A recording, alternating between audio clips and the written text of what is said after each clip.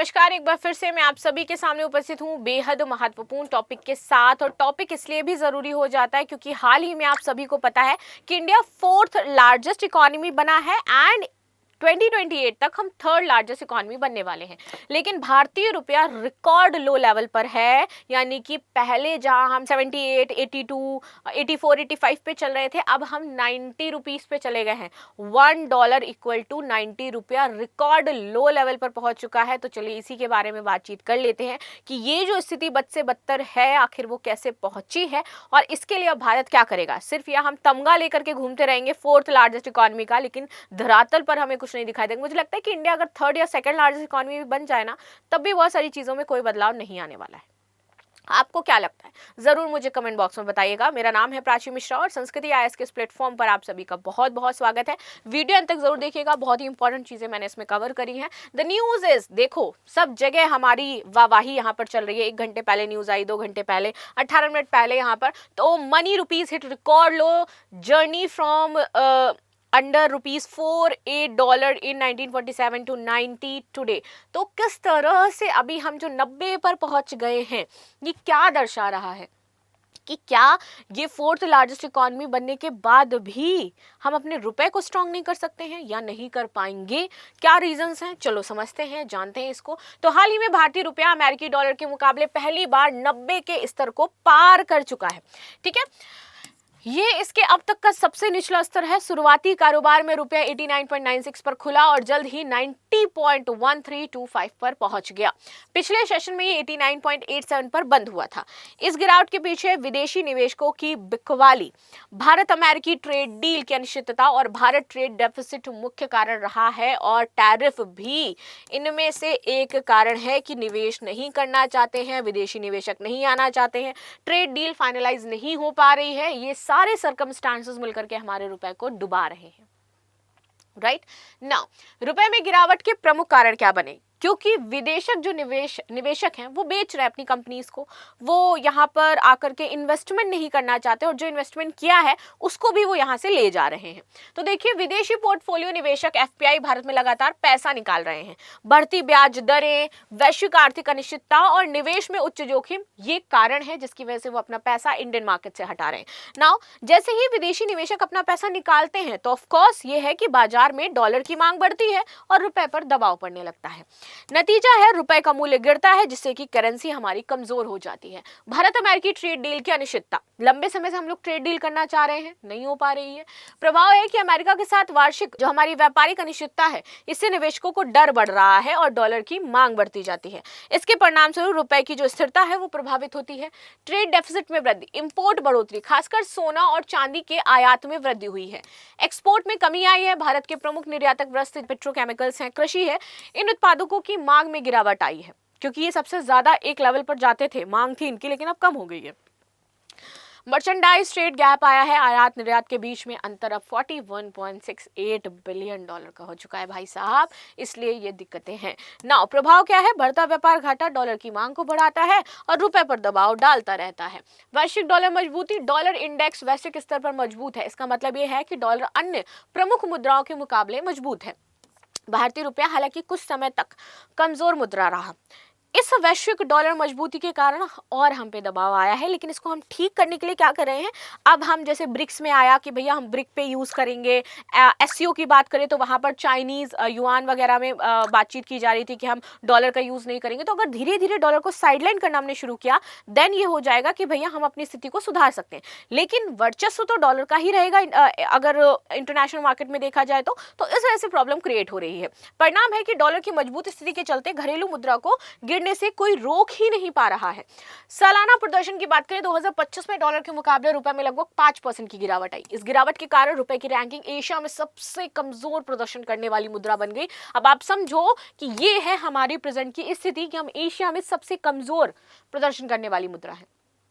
Right now, निवेशकों और अर्थशास्त्रियों के लिए संकेत है कि विदेशी निवेश प्रवाह, व्यापार घाटा और वैश्विक डॉलर की स्थिति भारतीय मुद्रा के लिए कितनी ज्यादा जरूरी है। और अगर हमने जल्द से जल्द अपनी ट्रेड डील और फर्दर इन सारी चीजों को फाइनलाइज नहीं किया तो इंडिया को बहुत बड़ा झटका लगेगा। और जो इकोनॉमी हम चिल्ला रहे हैं ना, वो बस हम चिल्लाते ही रह जाएंगे, फर्दर कुछ नहीं कर पाएंगे इसमें। राइट, चलो आगे बात कर लेते हैं, आगे समझते हैं। आगे रुपया और गिर सकता है। निवेश प्रवाह, विदेशी पोर्टफोलियो निवेशकों, एफपीआई और अन्य निवेशकों का लगातार भारत से पैसा निकालना रुपए पर दबाव डाल रहा है। विदेशी निवेशक प्रवाह कमजोर रहने के कारण बाजार में डॉलर की मांग बनी रहती है, जिससे रुपए की कीमत गिरती रहती है। यदि निवेशक विश्वास बहाल नहीं होता है तो रुपए में गिरावट की प्रवृत्ति जारी रह सकती है। बढ़ता ट्रेड डेफिसिट, तो भारत का मर्चेंडाइज ट्रेड डेफिसिट लगातार बढ़ रहा है। इसकी वजह से डॉलर की मांग बढ़ रही है। इंपोर्ट बढ़ने से यहाँ पर दिक्कत आ रही है। व्यापार घाटा जितना अधिक बढ़ेगा, डॉलर की मांग बढ़ेगी और हमारा रुपया डे बाय डे नीचे गिरता जाएगा। नाउ, अमेरिकी भारतीय व्यापार समझौता, जो कि बहुत समय से लंबित है और अनिश्चित है, कहा जाता है इस मंथ हो जाएगा, इस मंथ हो जाएगा, इस मंथ हो जाएगा, but that not finalize, right. इस अनिश्चितता के कारण विदेशी निवेशक, व्यापारी जोखिम भरा व्यवहार कर रहे हैं, जो रुपए को कमजोर करने वाला है। डॉलर की वैश्विक मजबूती, तो वैश्विक स्तर पर यह हमेशा मजबूत रहा है और आज भी मजबूत बना हुआ है।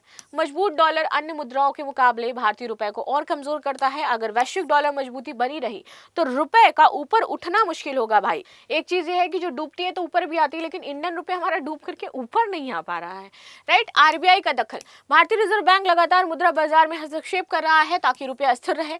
यह हस्तक्षेप सीमित समय के लिए प्रभावी है, लेकिन विदेशी निवेशकों पर यह सब कुछ डिपेंड करता है। अगर उनमें सुधार नहीं आया, अंतरराष्ट्रीय आर्थिक स्थितियां उनके अनुसार नहीं हुई, तो अगेन ऐसा ही पैसा हमारी मार्केट से जाता रहेगा और हमारा रुपया नीचे गिरता रहेगा। आरबीआई के उपायों में विदेशी मुद्रा भंडार का उपयोग, रेपो और रिवर्स रेपो दर में बदलाव आदि भी शामिल है। रुपए गिरने के प्रभाव, तो महंगाई पर असर पड़ेगा क्योंकि इंपोर्ट सामान हमारे महंगे हो जाएंगे, विशेष रूप से अगर तेल, गैस, मशीनरी और कच्चे माल की बात करें तो। साथ ही साथ जो उपभोक्ता है उनके लिए जीवन यापन में समस्या आएगी।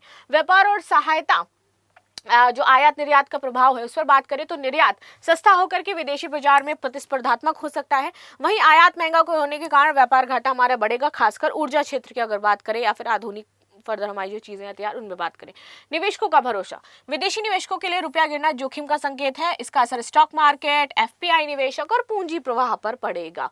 सरकार और आरबीआई पर अब ज्यादा दबाव है। सरकार के लिए विदेशी मुद्रा भंडार और आयात लागत बढ़ सकती है और विदेशी कर्ज की अगर हम बात करें तो रुपए गिरने से हमारा कर्ज चुकाना वो भी लगातार बढ़ता जाएगा, ठीक है। आरबीआई एमपीसी की भूमिका इस पे क्या हो जाती है, तो एमपीसी भारतीय रिजर्व बैंक की वह समिति है जो मौद्रिक नीति तय करती है। मुख्य उद्देश्य है महंगाई नियंत्रित करना और आर्थिक विकास को संतुलित करना। एमपीसी की बैठक हर 4 महीने में एक बार होती है। ये repo rate, reverse repo rate और अन्य मौद्रिक उपायों का निर्णय लेती है। रुपए पर एनसीपी की भूमिका क्या है, तो एमपीसी जो है वो रुपए की गिरावट निवेशकों और नीति निर्माताओं के लिए चिंता का विषय है। एमपीसी बैठक के दौरान ये तय किया जाता है कि आरबीआई को मौद्रिक नीति में किस हद तक हस्तक्षेप करना चाहिए और ताकि रुपए को जो गिरावट आ रही उसको नियंत्रित कर सके हम। नीति में बदलाव उसे ब्याज दरें, विदेशी निवेश प्रवाह और मुद्रा स्थिरता पर असर पड़ता है। एमपीसी बैठक के दौरान संभावित कदम, तो रेपो रेट और रिवर्स रेपो रेट में बदलाव आएगा। रेपो रेट बढ़ाने से व्यक्तिगत और कॉर्पोरेट उधारी महंगी हो जाती है, जिससे कि मुद्रा की मांग और महंगाई नियंत्रित होती है। वहीं रिवर्स रेपो रेट में बैंकिंग सिस्टम को अतिरिक्त तरलता अवशोषित की जाती है। ये कदम रुपए की स्थिरता, विदेशी निवेशकों में विश्वास को प्रभावित कर सकता है। आगे आते हैं विदेशी मुद्रा भंडार का उपाय, तो आरबीआई यदि जरूरत महसूस करे तो फॉरेक्स मार्केट में हस्तक्षेप करके रुपए की गिरावट को रोक सकता है और इससे डॉलर की बढ़ती मांग को नियंत्रित किया जा सकता है। मुद्रा बाजार में संकेत देना, तो एमपीसी की घोषणा प्रेस नोट से बाजार को संकेत मिलता है कि आरबीआई रुपए की गिरावट पर नजर बनाए रखे हुए है। इससे निवेशक और व्यापारी निर्णय लेने में सतर्क रहते हैं, जिससे कि बाजार स्थिर हो सकता है। आगे बात करते हैं एमपीसी बैठक और वैश्विक तथा घरेलू महत्व। तो वैश्विक स्तर पर डॉलर की मजबूती व्यापार घाटे के कारण रुपए पर दबाव बनाती है। एमपीसी का जो भी निर्णय होता है ये दिशा तय करता है कि कितना निर्णायक उनका ये पूरा जो उन्होंने लिया है निर्णय वो रहने वाला है। और इसके साथ ही निवेशकों को विश्वास और आर्थिक स्थिरता को बनाए रखने के लिए एमपीसी के प्रमुख उद्देश्य यही होते हैं। लास्ट में क्वेश्चन है कि रुपए की हाल की गिरावट के प्रमुख कारण कौन से हैं? विदेशी निवेशकों की बिकवाली, भारत अमेरिकी ट्रेड डील, बढ़ता ट्रेड डेफिसिट या फिर उपभोक्ता सभी। So this is the news what we discuss. आप सभी की क्या राय है जरूर बताइएगा। मिलते हैं नेक्स्ट क्लास में, तब तक के लिए धन्यवाद। लाइक शेयर सब्सक्राइब करना बिल्कुल भी ना भूलें and thank you so much.